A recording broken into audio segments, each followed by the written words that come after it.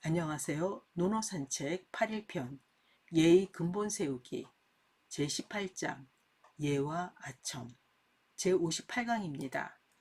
본문을 보도록 하겠습니다. 자왈 사군 진례를 인이 이위 첨야로다. 공자께서 말씀하셨다. 임금 섬김에 예를 다하는 것을 사람들이 아첨한다고 여기는구나.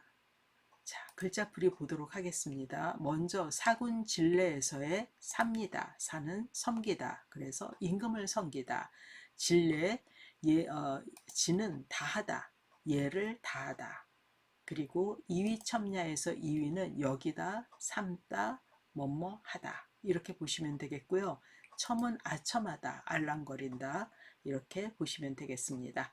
자, 그러면 강을 하도록 하겠습니다. 덕치의 세상을 꿈꾼 공자가 중시한 것은 명분과 예였습니다. 당시는 사회 질서가 무너진 세상이었기에 명분도 예도 부끄러움도 없는 세상이었죠. 양공 때 태어난 공자가 노나라에서 직접 만난 왕은 소공, 정공, 애공이었습니다. 그들 모두 왕이라는 호칭과 명분만 있었을 뿐 나라는 실권을 진 맹손숙손 개손의 사만에 의해서 좌지우지되고 있었죠. 당연히 모두가 권력의 정점에 있는 사만에게 아부하고 잘 보이려고 애쓰고 있었죠. 하지만 공자는 그들이 아닌 실권이 없는 군주에게 예를 다했습니다. 이것은 천하를 떠돌 때도 다르지 않았죠. 많은 나라를 다니며 군주와 권력자를 만났을 때도 공자는 군주에게는 군주의 예를, 실권자들에게는 실권자들에게 행할 예를 행했습니다.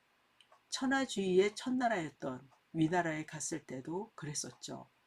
13장에서 보았던 것처럼 무능한 영공에게 예를 다하자 실권자인 왕손가가 안방신보다는 부엌신에게 잘 보이는 것이 낫지 않냐고 한 것도 이 때문이었습니다.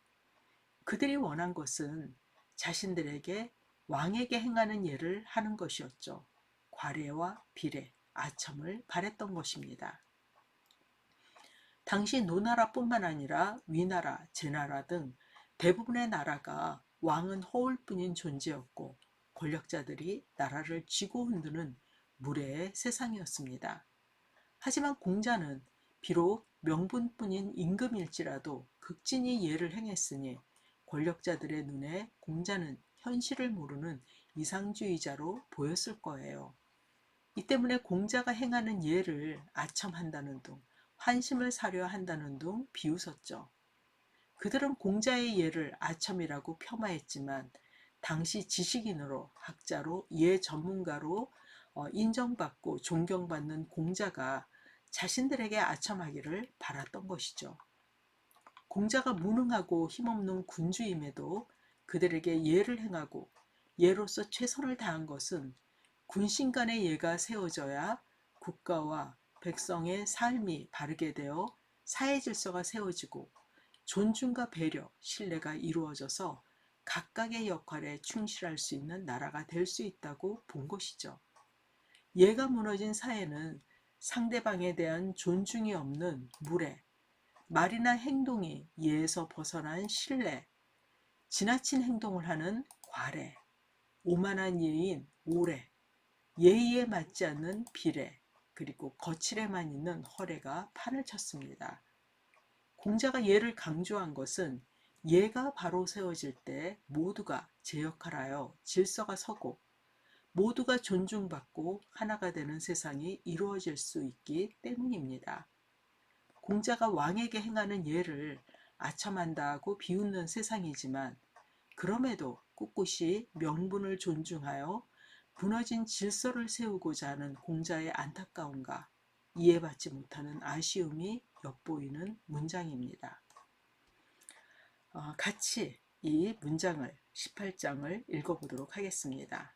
자왈 사군 진례를 인이 이위 첨야로다. 공자께서 말씀하셨다. 임금 섬김에 예를 다하는 것을 사람들이 아첨한다고 하는구나. 이것으로 8일편 18장을 마치도록 하겠습니다. 감사합니다.